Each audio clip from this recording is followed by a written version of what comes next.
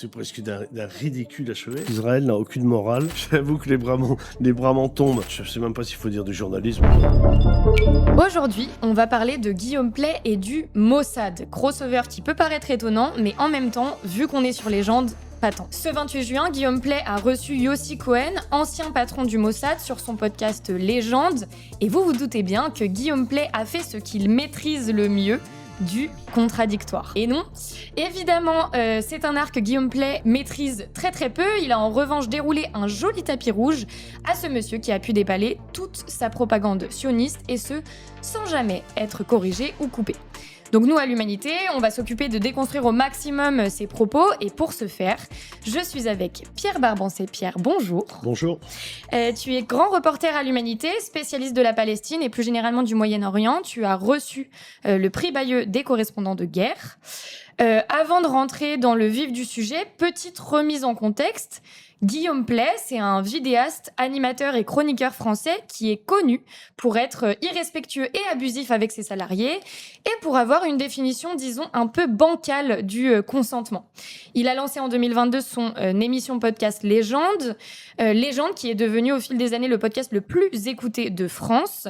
Et son mantra est limpide, il veut donner la parole à tout le monde, incluant notamment l'ancien directeur du Mossad, Yossi Cohen. Est-ce que Pierre, tu peux nous dire qui c'est ce fameux Yossi Cohen ? Alors, Yossi Cohen, j'ai envie de dire d'abord, pour commencer, c'est un très grand ami, un très proche de Benyamin Netanyahou. Et quand on dit ça, je pense que tout le monde comprend bien la signification, puisque Yossi Cohen, qui a 64 ans, 65 ans maintenant, a été recruté par le Mossad alors qu'il n'en avait que 22 ou 23, oui, me semble-t-il. Il était chez les parachutistes de l'armée israélienne. Et c'est un nationaliste religieux israélien. Donc il correspond tout à fait aux critères qu'aime Benyamin Netanyahou. C'est comme ça que, après avoir gravi les différents échelons, et puis on y reviendra peut-être, gravi tous les différents échelons du Mossad, et ayant lui-même participé et organisé un certain nombre d'actions clandestines dans d'autres pays, évidemment. Il a été nommé en janvier 2016, il a été nommé à la tête du Mossad. Par Benyamin Netanyahou, du coup.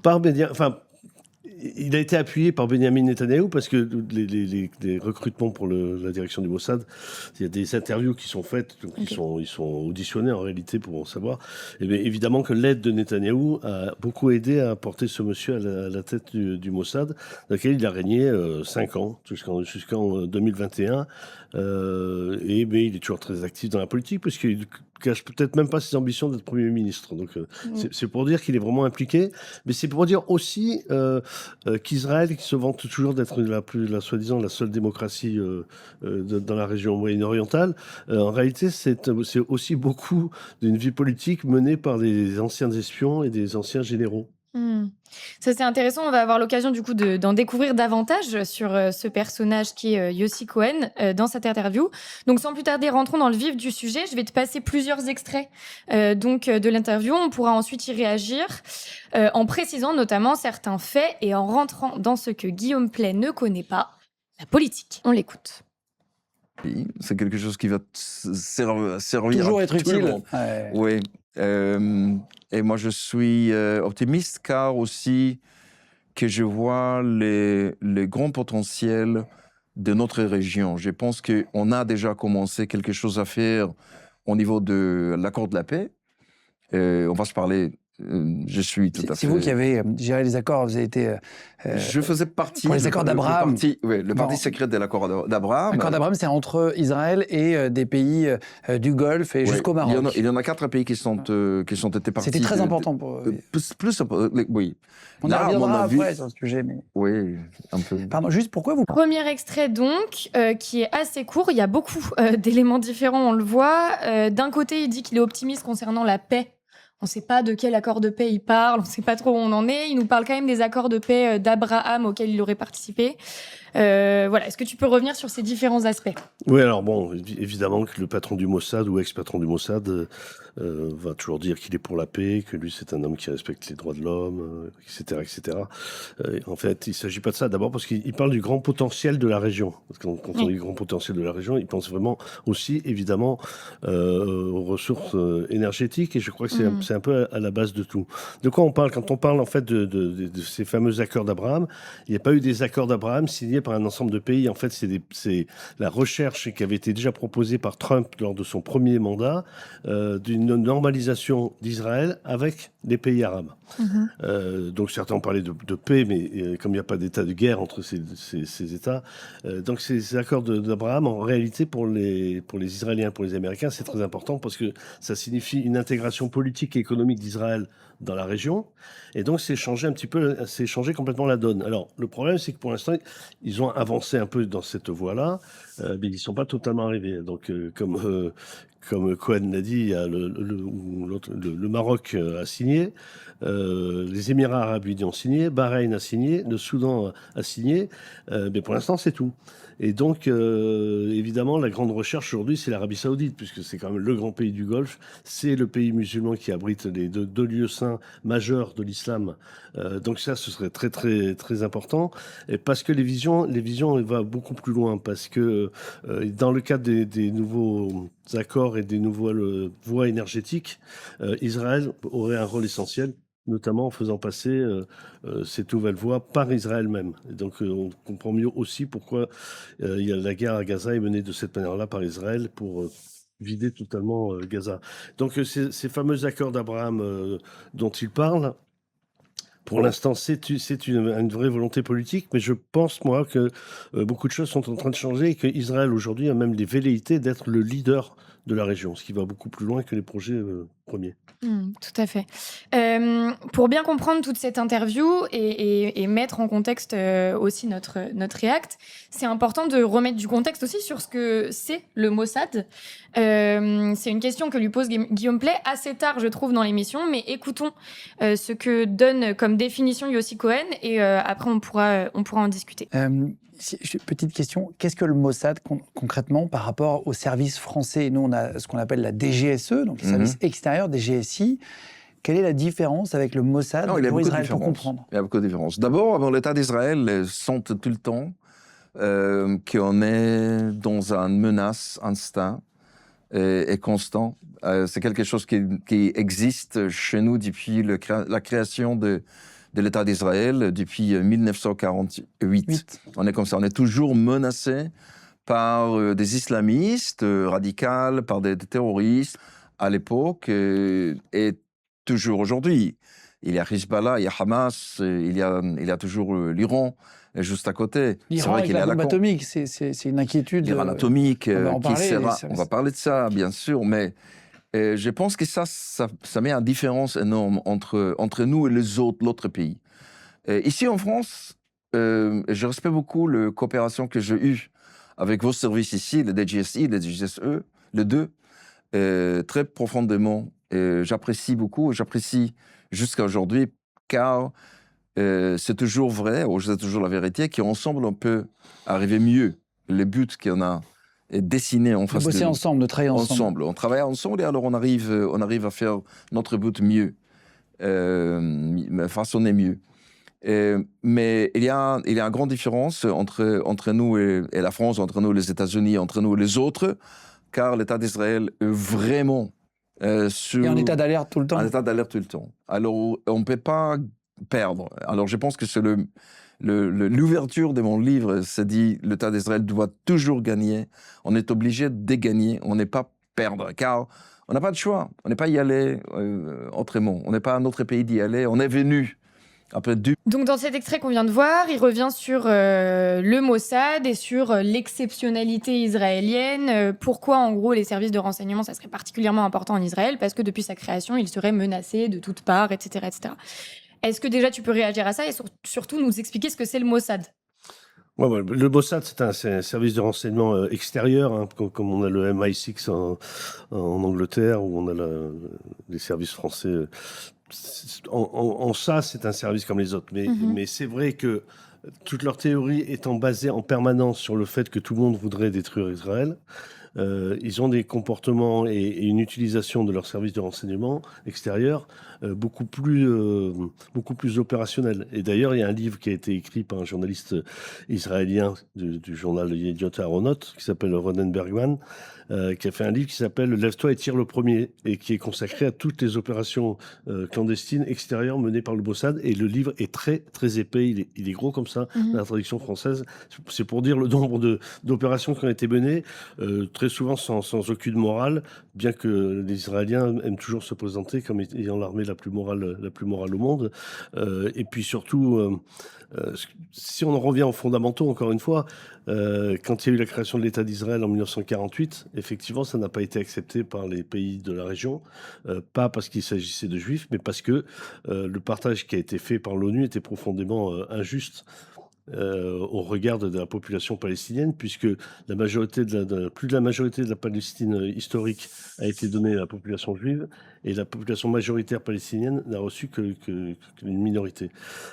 Donc ça explique dans un contexte qui est quand même très très compliqué. Après, quand il dit, oui, en fait, en gros, il justifie le fait d'attaquer toujours les premiers. C'est exactement ce que fait Israël. Et quand il parle des islamistes, le Hamas, le Hezbollah, mais en 1948, quelques mois après la création de l'État d'Israël, les troupes israéliennes sont entrées au Liban et ont procédé à un massacre dans la ville de Oula, dans le sud du Liban. Le Hezbollah n'existait pas, le Hamas n'existait pas. Donc c'est en réalité, ce sont sur des conquêtes territoriales, des tentatives de conquête territoriale, puisque même le partage de l'ONU ne convenait pas et c'était encore trop petit. C'est surtout ça qui explique. Alors après, qu'aujourd'hui, il y a des nouveaux ennemis à leurs yeux, c'est clair et net. Mais vous voyez, dans les années 70, par exemple, le 80, c'était les communistes libanais qui se battaient contre l'occupation israélienne. Donc le fond des choses, c'est ça là. Et puis la troisième, c'est que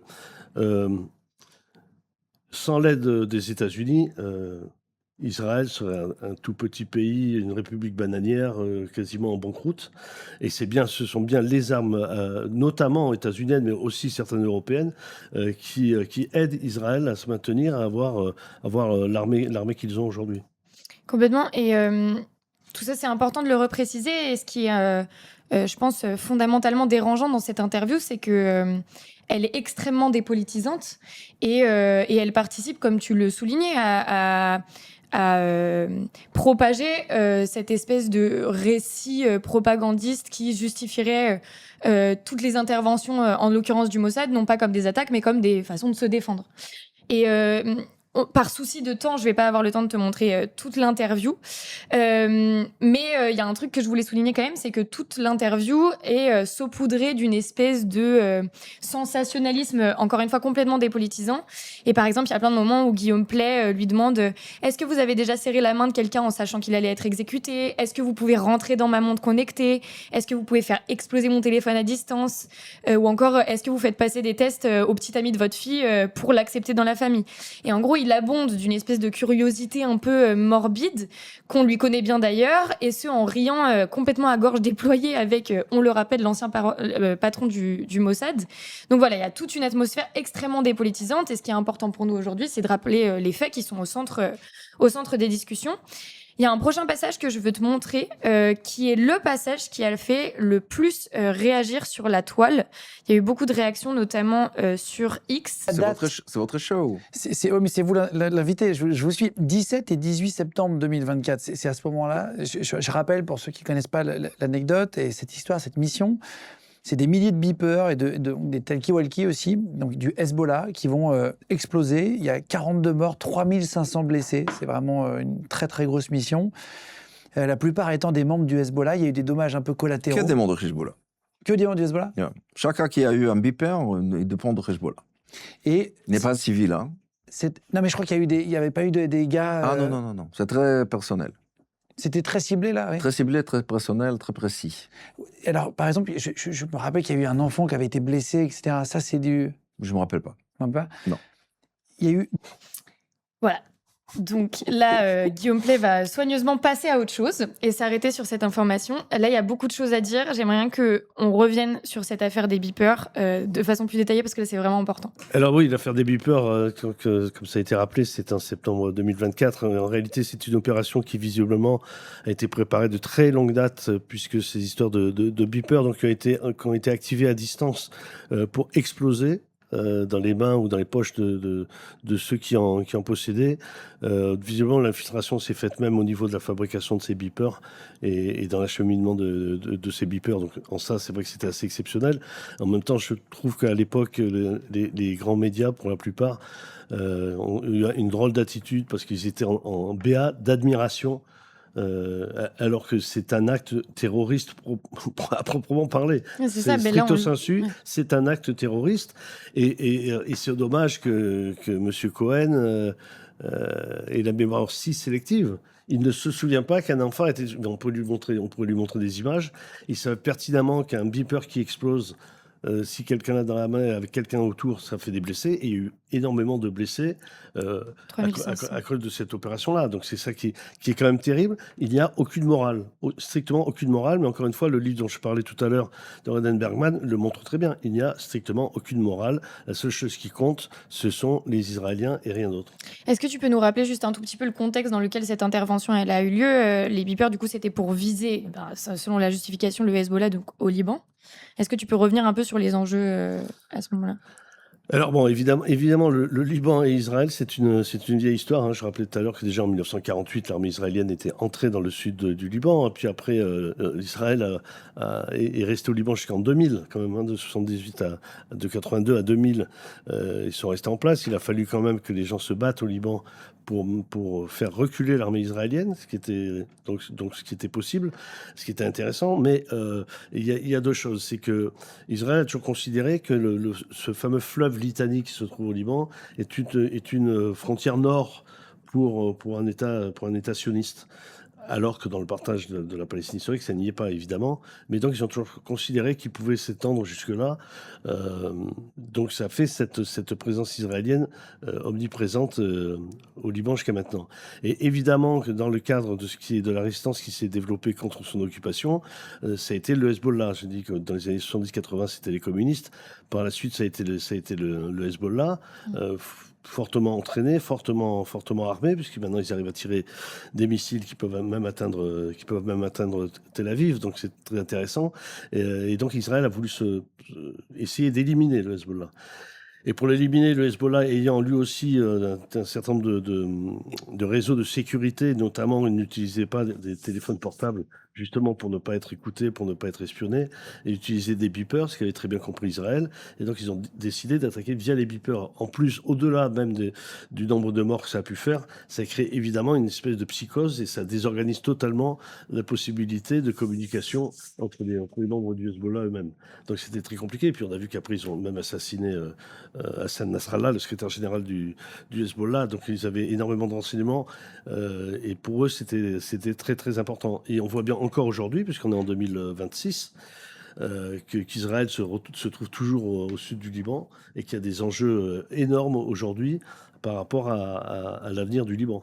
Mais c'est important aussi de préciser le contexte actuel parce qu'encore une fois, Guillaume Pley ne s'en occupe pas, mais le contexte actuel au Liban est absolument terrible. Et j'aimerais bien revenir un tout petit peu en arrière et souligner ce que tu disais par rapport au traitement médiatique qui a été fait de tout ça avec cette espèce d'admiration généralisée par rapport au Mossad et à sa capacité par rapport à la technologie, etc. Et ça, d'ailleurs, on le voit très bien du coup dans cette interview avec Guillaume Pley qui parle d'une grosse mission alors qu'on est littéralement sur une attaque terroriste.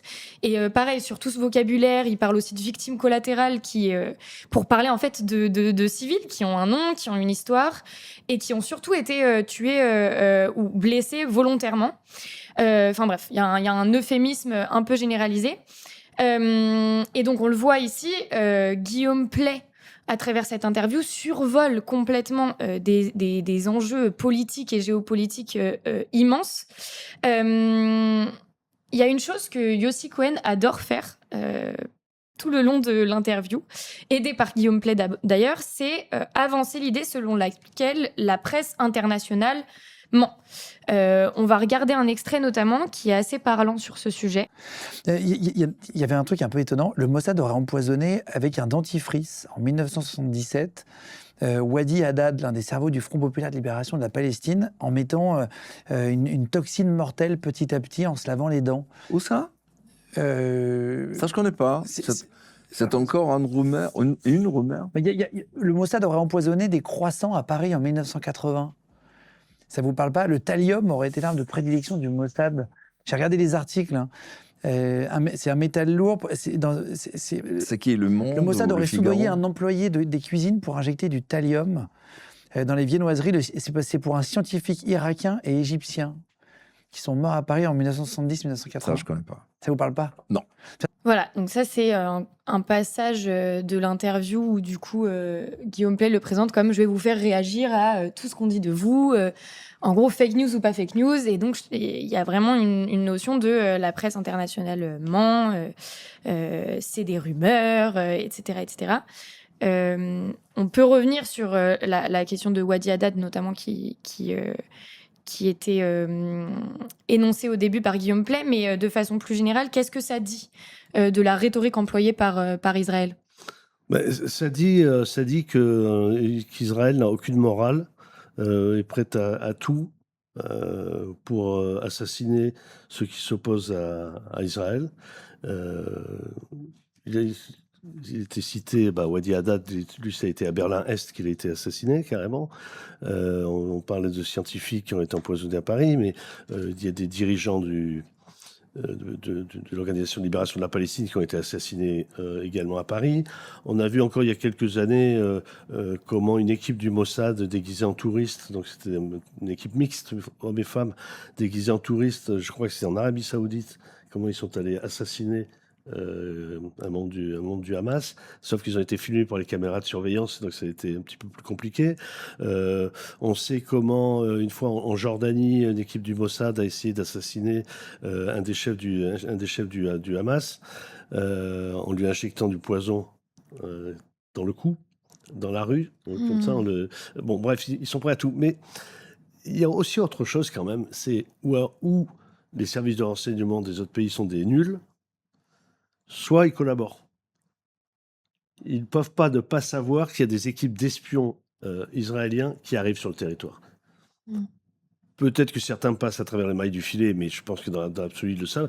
Et d'ailleurs, dans le cours de l'interview, Yossi Cohen ne cache pas les bonnes relations qu'il a avec les services de renseignement ailleurs, et notamment français. Et notamment français.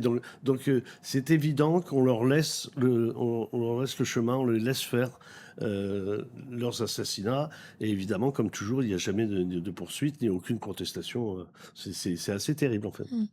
Et oui, effectivement, il parle de ses bonnes relations avec les services de renseignement français. Il parle aussi de la Russie. Enfin, il y a vraiment cette notion-là il y a les pays amis, les pays ennemis. Et par contre, quand c'est des pays ennemis, ça le restera toujours, quoi. Bien sûr, bien sûr.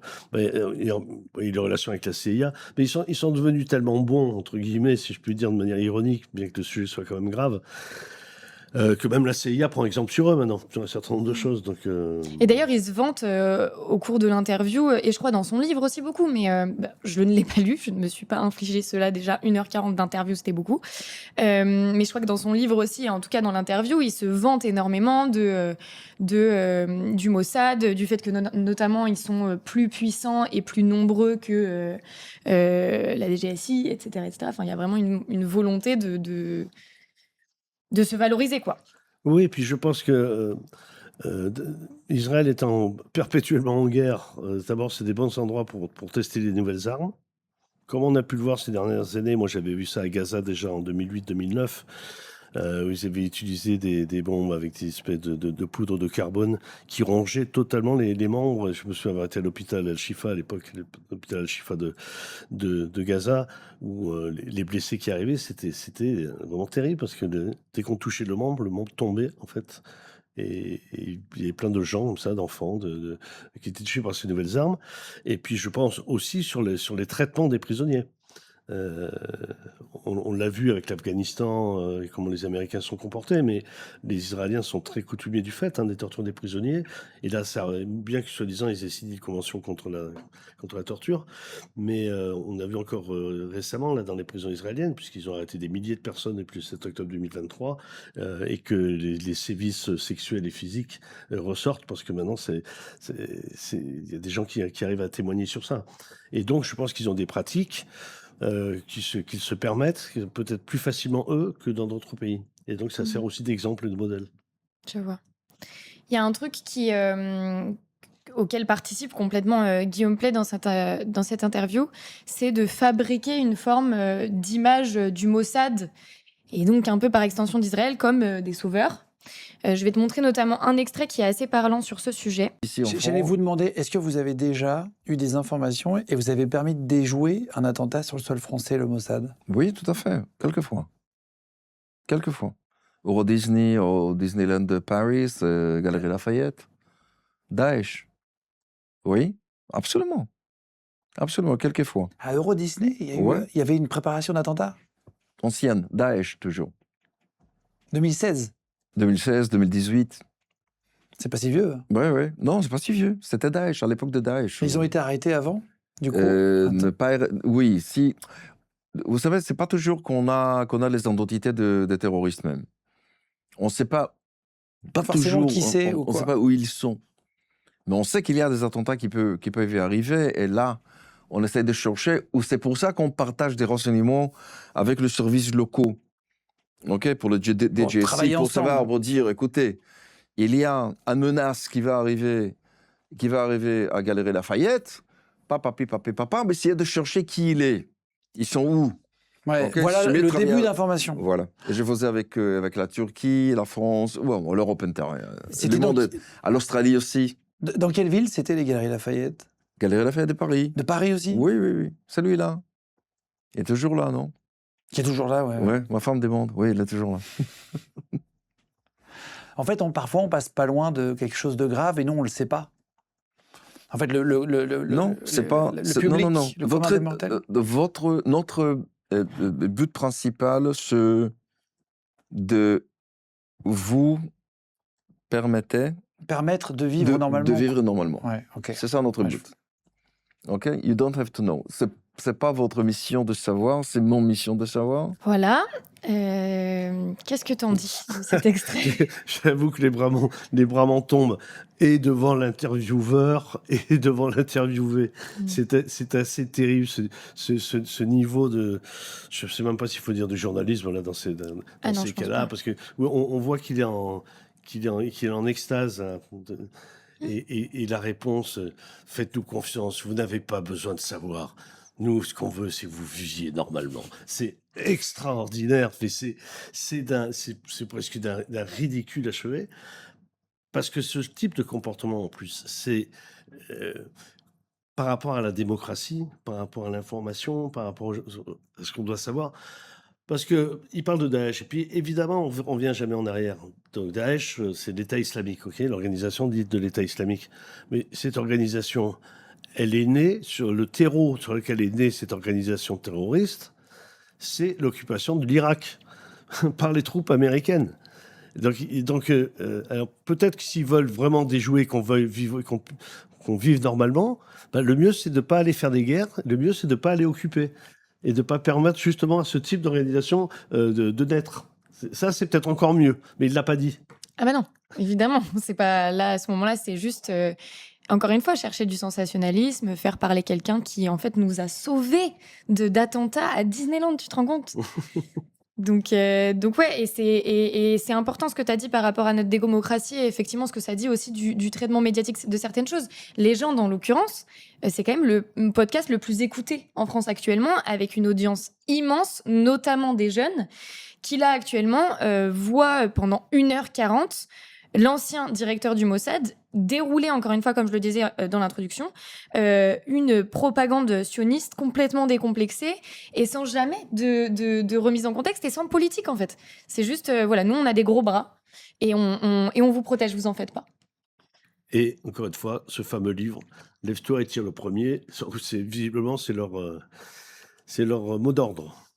Et donc, dans ce livre-là, il revient. L'auteur, tu peux me rappeler qui est l'auteur de ce livre? Ronen Bergman, qui est un journaliste qui collabore au journal israélien Yediot Aharonot, qui est le plus gros tirage de la presse israélienne. Ok, et donc lui, il revient sur toutes les interventions qui ont été faites par le Mossad. Il revient dessus, et puis il fait aussi beaucoup parler je ne sais plus si Yossi Cohen parle dans ce livre d'ailleurs, mais puis bon, très vraisemblablement parce qu'il y a beaucoup d'anciens patrons du Mossad qui parlent, et donc les gars révèlent beaucoup de choses maintenant. Mais ce qui est intéressant d'ailleurs dans le fait que ce soit lui qui soit invité, parce qu'il y a le prédécesseur par exemple de Yossi Cohen est un homme aujourd'hui très critique de Netanyahou, très critique de la politique menée par Israël, et c'est pas lui qui est invité. Non, évidemment. C'est dommage. D'ailleurs, oui, il y en a plusieurs, soit des anciens membres du Mossad, soit des actuels, je sais pas, mais en tout cas qui sont critiques de ce qui se passe en ce moment. Et c'est important. Bien sûr. C'est important de le rappeler. C'est pas le cas de notre cher Yossi Cohen. On arrive tranquillement vers la fin de cette interview. Je vais te faire écouter un dernier extrait. Donc après avoir survolé, comme on l'a vu, les enjeux autour du Liban, ils vont faire la même chose avec l'Iran. Et ils vont revenir sur l'affaire du vol des archives nucléaires à Téhéran en 2018. On va l'écouter. Dans votre livre. Oui, c'est quelque chose qui vient de mon bureau. J'étais là-bas. Ça a commencé en fait en 2016. C'était, à mon avis, le premier semaine de mon job, de mon nouvel job. D'arriver, Ouais, que j'étais nominé d'être directeur de Mossad. Et on a reçu des renseignements qui expliquent un docteur qui s'appelle Dr Mohsen Fakhrizadeh a commencé à ramasser des renseignements, des files, des détails, de disques, de CD, etc., autour de l'Iran pour les cacher ailleurs. C'est quelque chose qu'on a commencé à voir, commencé à savoir qu'il a quelque chose de bizarre. Pourquoi c'est bizarre? Car l'accord de nucléaire, c'est ce qu'on appelle le JCPOA, était déjà signé depuis mois 7. Le juillet 2015. Mohsen Fakhrizadeh, c'est lui que vous allez tuer avec une arme avec l'intelligence artificielle. According to foreign reports. C'est-à-dire quoi? According to foreign reports. D'après le média international. On va en reparler après de ça. Ok. Donc, de quoi? Mohsen Fakhrizadeh, pardon. C'est Mohsen Fakhrizadeh, il était le directeur de recherche nucléaire. Voilà. Il était le recherche nucléaire, il était le principal, il était le gars, il était le type, il était le directeur de tous qu'on a eu peur qu'l'Iran veut faire, c'était la bombe nucléaire. Après la signature de l'accord avec l'Iran, la première signature, pas celui qui va arriver ce vendredi, mais la première accord de l'Iran, il a commencé à ramasser des renseignements, des disques, des hard disks, etc., des disques durs. Des disques durs. Des disques durs de tous ses collègues. Et c'était une opération assez secrète en Iran, mais il était pour une raison. Il a pensé que s'il va garder toutes les informations qui sont déjà tenues depuis les années de travail scientifique. Il y a toutes les informations au même endroit. Toutes les informations au même endroit. Un droit caché qui n'est pas connu par on a dit IAEA, on a l'Atomic Agency. C'est l'agence atomique internationale, en gros, voilà, qui contrôle. Qui contrôle, oui. Qui contrôle. Qui n'est pas la bombe atomique d'ailleurs. Exactement. Et là, c'était secret même pour cette agence-là. Notamment pour cette agence. Et ça, c'est pas normal. Notamment pour la famille internationale. Alors, personne en Iran même. C'est une sorte de casque bleu du nucléaire, c'est-à-dire qu'ils sont partout. Casque bleu du nucléaire, oui. Non, mais oui, c'est-à-dire qu'ils sont là juste pour regarder, oui, pour voilà. contrôler. C'est les contrôleurs, si vous voulez bien, qui contrôlent tout le monde pour savoir s'ils sont ou pas. Et là, ils n'avaient pas d'infos, donc c'était pas normal. On y voit d'avoir des bombes nucléaires. Mais ça a pris 2 ans de préparation avant qu'on ait été opérés. Avant que vous puissiez lancer l'opération. Ouais. Voilà. On va s'arrêter là. Sachant que, bon, encore une fois, c'est par souci de temps, on n'a pas le temps de tout regarder. Ce qui est intéressant, c'est de voir qu'après, donc là, on va dire que c'est une des premières fois où Yossi Cohen, c'est son récit, mais rentre un peu plus dans des notions politiques, ce qui s'est passé, etc. Bon, on va les déconstruire point par point. Mais en fait, Guillaume Pley l'arrête très vite en lui disant: mais non, mais c'est quand même incroyable que vous ayez réussi à le tuer lui et pas toucher sa femme, parce que du coup, ils étaient dans la même voiture. Lui, il a été tué, sa femme non, qui était juste à côté. Et donc, il revient encore une fois sur une notion: non, mais c'est quand même incroyable ce que vous avez fait. Il y a vraiment une admiration complètement décomplexée. Voilà, c'était juste pour rajouter un petit truc. Il y a beaucoup de choses. On va prendre les choses les unes après les autres. Qu'est-ce qui s'est passé donc en 2018? En 2018, pareil, il l'a un petit peu expliqué, Yossi Cohen l'a un peu expliqué. Ils étaient. Bon, d'abord, il faut savoir qu'Israël a toujours fait de l'Iran, toujours, non. Depuis la chute du Shah en 1979, l'Iran a toujours été la bête noire d'Israël, et encore plus ces dernières années. Et Israël se trouve dans son rôle en jouant le gendarme pour les pays occidentaux, en disant qui est bien, qui est pas bien, qui est moral, qui ne l'est pas. Et donc là, en l'occurrence, je pense que leur grande mission, c'est d'empêcher l'Iran d'accéder à l'arme nucléaire. Alors, première chose, l'Iran, tu leur dis qu'elle ne voulait pas fabriquer l'arme nucléaire. On n'est pas obligé de les croire. De toute façon, moi non plus, je ne sais pas si oui, si c'est vrai ou si c'est pas vrai. Alors, par contre, il existe un mécanisme justement pour ça, qui s'appelle l'Agence internationale pour l'énergie atomique. Là, ce que découvre un peu l'Iran a signé le traité de non-prolifération nucléaire, ce qui l'oblige à recevoir sur son sol régulièrement des équipes d'inspecteurs de l'AIEA. Alors, évidemment que certains endroits, ils ont dû cacher des choses, etc. Et donc c'est ça qu'a fait le Mossad, c'était de trouver l'endroit où ils stockaient les plans, en fait, de leurs usines des centrifugeuses. Et donc c'est ça que le Mossad a voulu trouver et a trouvé, c'est donc ces fameux plans. Et puis après, donc ils ont tué cet homme.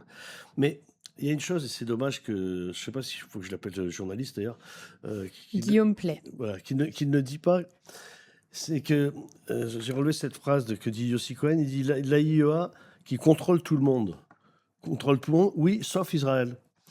Puisque Israël n'a pas signé le traité de non-prolifération, donc n'accueille pas d'équipe d'inspecteurs de l'AIEA. Or, c'est un secret de polichinelle qu'Israël possède l'arme atomique. Alors, c'est quand même complètement paradoxal que voilà un État, Israël, qui se permet d'aller faire le gendarme pour dire ce pays ne doit pas avoir l'arme nucléaire. Et ils nous cachent des choses et tout ça, et nous on va intervenir sur leur sol, on va tuer leurs scientifiques, on va voler les plans. Et ce même pays d'Israël ne déclare pas officiellement avoir l'arme atomique alors qu'elle l'a. Et comme elle ne signe pas le traité de non-prolifération, justement pour ne pas avoir d'inspecteurs, eh ben, il n'y a pas d'inspecteurs qui viennent sur leur sol. C'est quand même, c'est quand même assez terrible, quoi. Oh, voilà. Et l'enjeu, en réalité, ce serait un Moyen-Orient dénucléarisé, voire même la Terre entière, d'ailleurs, dénucléarisée. Je vois pourquoi certains pays pourraient posséder l'arme nucléaire et d'autres non. Tout à fait. Et je pense que c'est important aussi de revenir. Il y a un moment donné où il évoque les accords qui ont été menés, du moins, entre Israël et l'Iran. Voilà. Il parle d'un premier accord et d'un second accord.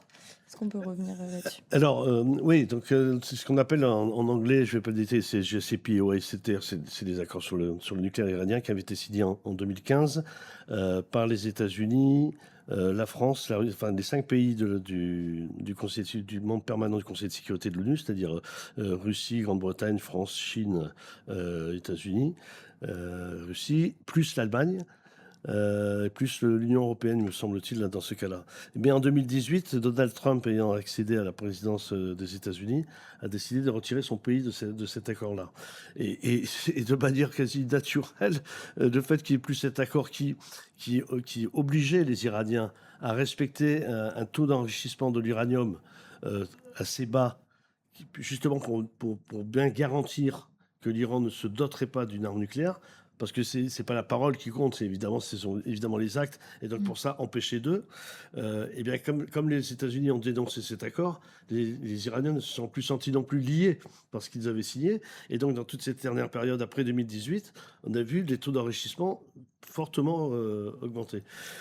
Ça ne veut pas dire qu'ils ont fabriqué une arme nucléaire d'abord. Et puis récemment, je regardais encore des archives depuis au moins 15 ans ou 20 ans même, donc même avant la signature de ces traités, régulièrement, les Israéliens intervenaient en disant d'ici quelques mois, l'Iran va avoir l'arme nucléaire. D'ici quelques jours, l'Iran va avoir l'arme nucléaire. Et tout ça depuis 20 ans, et il n'y a toujours pas d'arme nucléaire. Donc il y a une espèce de propagande qui est menée comme ça.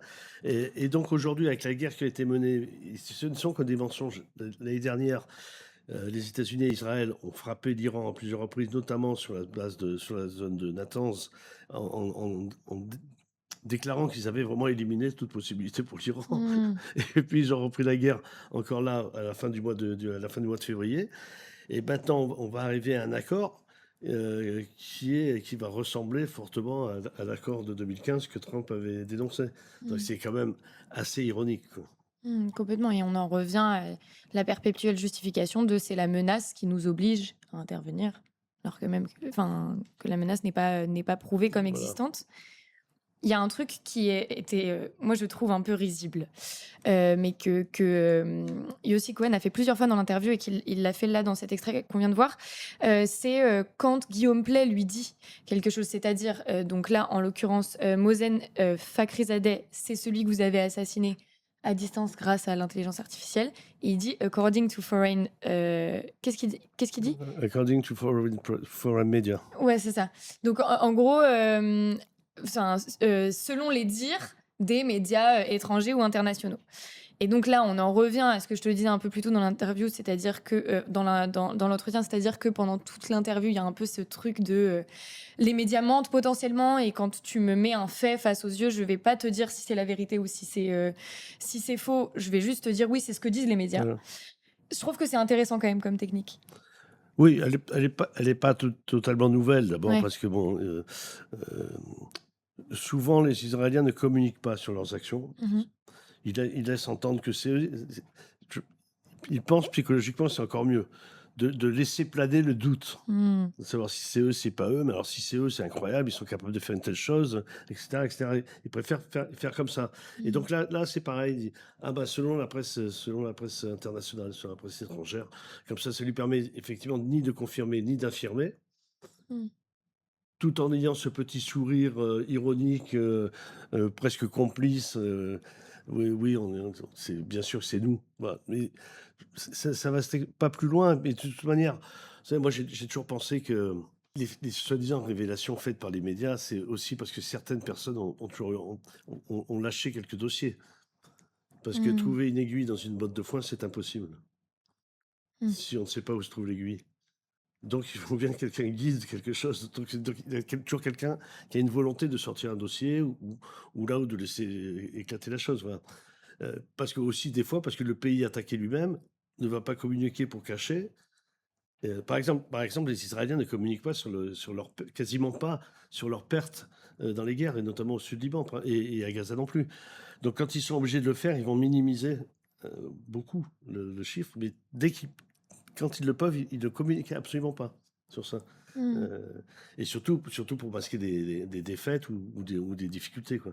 Donc là, c'est exactement les mêmes techniques. On laisse planer le doute. Oui, peut-être c'est nous. Ouais, c'est la presse qui l'a dit, hein, c'est pas moi. Pas moi, monsieur. On arrive à la fin de cet entretien. Merci beaucoup, Pierre, pour cet éclairage. C'était, voilà, je le répète, important pour nous de prendre ce temps pour déconstruire ces éléments qui, encore une fois, énoncés dans un cadre qui, on peut le dire, n'est pas du tout journalistique, étant donné l'absence totale de contradictoire, peuvent devenir des ressorts d'une propagande décomplexée et donc dangereuse, d'autant plus sur un média qui a une audience aussi large de gens qui ne sont pas forcément au fait de la situation, notamment en Palestine, et donc qui n'ont pas le recul critique pour dire non, là, je suis en train de me faire manipuler. Voilà, donc merci beaucoup, Pierre. Merci, Diane. Et à bientôt.